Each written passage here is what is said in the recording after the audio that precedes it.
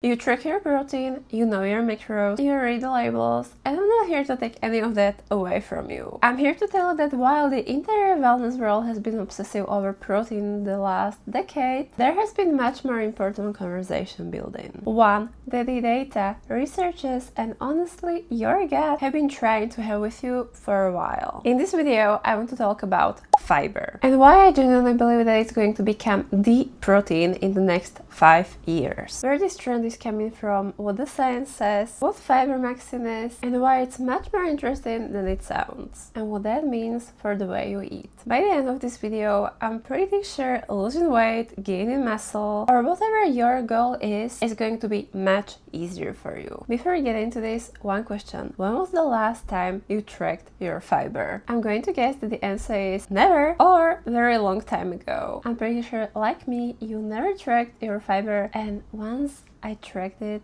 I realized I was getting barely 5% of what I'm supposed to actually be getting. Protein has had an extraordinary run. It's been one of the most successful nutrition marketing stories of the last 20 years. The next time you go into the supermarket, try to notice how many items are labeled high protein. Yogurt, pasta, cereal, bread, chocolate, or things that have never, ever in the human history needed to be high protein. Last time I saw high protein water. And how did that happen? Because protein is actually extremely useful. It helps build your muscle, it keeps you full. The science is very real. But the scale of the obsession, the way it became the #1 thing everyone tracks, the one thing that's announced on every single label, all this came together from a very successful combination of the fitness industry, supplement marketing, and the specific aesthetics that got pushed into the media in 2010s. While we all have been so focused on protein, who was actually paying attention to fiber? Almost nobody. I personally started paying attention to fiber only last year. And yet, fiber does things for your body that protein or anything else cannot do. What even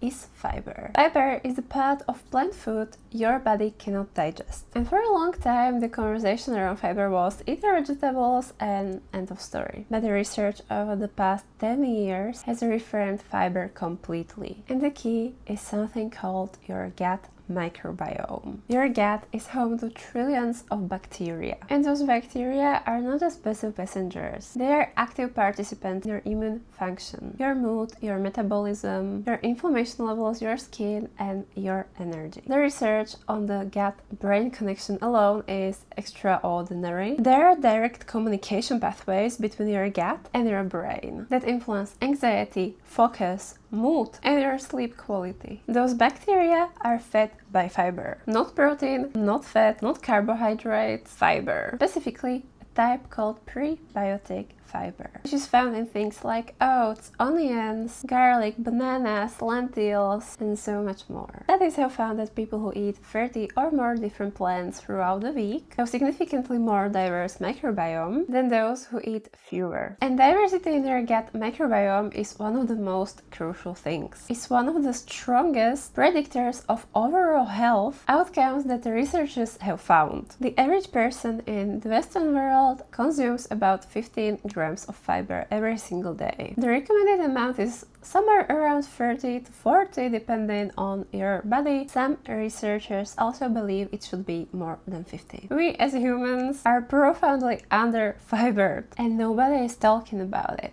Before I started tracking my fiber, I must have been eating like 5 grams of fiber per day. The first time I measured my fiber intake, throughout the entire day, I ate 3 grams of fiber. At that moment, I realized, why am I always so constipated? So let's talk about fibermaxxing. What is it actually? This term started going around online, especially if you are on TikTok. I'm pretty sure you have heard about fibermaxxing. The practice itself is deliberately increasing the quantity and variety of plant-based food in your diet, specifically to feed your gut microbiome. And this is what makes it so different compared to other food trends. You are not removing anything from your diet, you are adding to it. I started feeling a little bit frustrated throughout the past few weeks that I haven't been really able to lose weight, and once I started hitting my daily fiber intake, the weight fell off. I am still losing weight, but it just goes so much easier. Every major food trend over the past few years has been focused on a removal. Gluten-free diet, keto diet, vegan diet. Fibermaxxing is all about adding more. Eat more plants, add more variety, more color to your plate. And now I know I can already hear your thoughts thinking, I don't want to eat more vegetables. Oh my god, I hate vegetables. That sounds like a punishment. I hear you. But the fibermaxxing community has actually gotten quite creative going around increasing your fiber intake. It's not about eating pure boring salads. It's about sneaking lentils into foods that you consume on a daily basis, adding seeds to your yogurt bowls, making soups that are packed with different vegetables. It's actually very practical. The simplest way to start fibermaxxing is to add just one thing today. And every single day, try to add one more thing to slowly increase your fiber intake. You need to start increasing it slowly, especially if you have been critically underfibered like I have been. Otherwise, it can cause more constipation. The first week, I went from eating barely 5 grams of fiber daily to 30 grams of fiber, and I was constipated for about a week. You really have to start consuming more fiber daily and train your gut from the beginning. Try adding flax seeds or chia seeds to your oatmeal or your yogurt or your smoothies, or you can also make chia pudding. That alone adds about 5 grams of fiber and feeds your microbiome with prebiotic fiber. Also, if you are not allergic,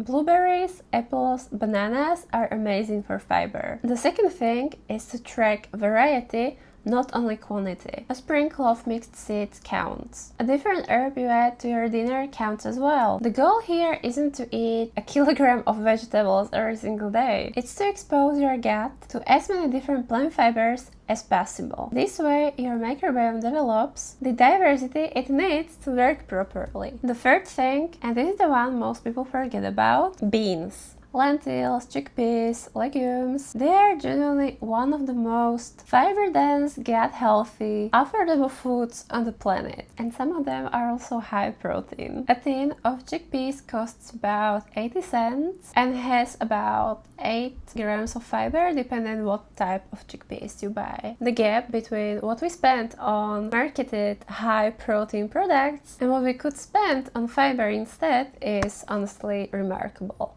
And to be completely honest, from most of the things that I have noticed, when I shop, and always the high protein large text catches my attention, so I decided to check. And last time I saw this high protein cottage cheese, which cottage cheese by itself is already high protein, so I was like, what do you mean, how much more protein can it have? I checked, it had 40 grams of protein, and the cottage cheese I normally buy, not labeled as high protein, has 48 grams of protein and costs twice less than the high protein cottage cheese. The protein psychosis marketing scheme is genuinely insane to me. So if you genuinely want to fix your mood, upgrade your life, have clearer skin, better mood, better sleep, lose weight or gain muscle more easily, whatever your goal is, just ask yourself, what more can I add to my meals? That's the whole philosophy around it. And like I said in the beginning, that there is much more important conversation building while everyone has been tracking protein. I hope that by this time you have gotten it.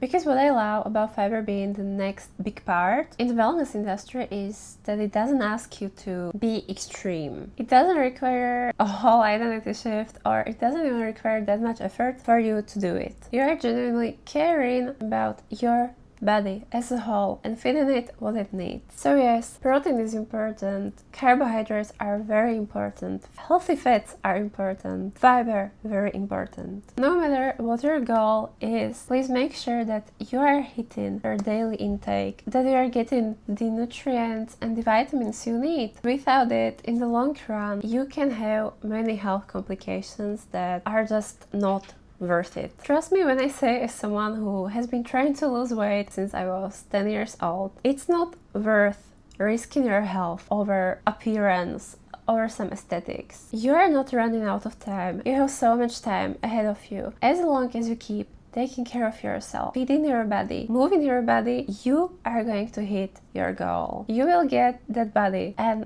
once you get it in a way that you are taking care of yourself instead of hurting yourself, not feeding yourself properly, not moving, just bed rotting and waiting for your diet to be over, it will make such a difference in the way you feel, in the way you show up, in the way you do everything, in your school, in your work, in your relationships. I have so many videos on my channel about this, so if you'd like to hear more, please don't forget to subscribe to my channel, like this video if you enjoyed it, and I would like to hear your experience and your thoughts in the comment section down below. So I hope to see you there, and I hope to see you in the next video next week as well.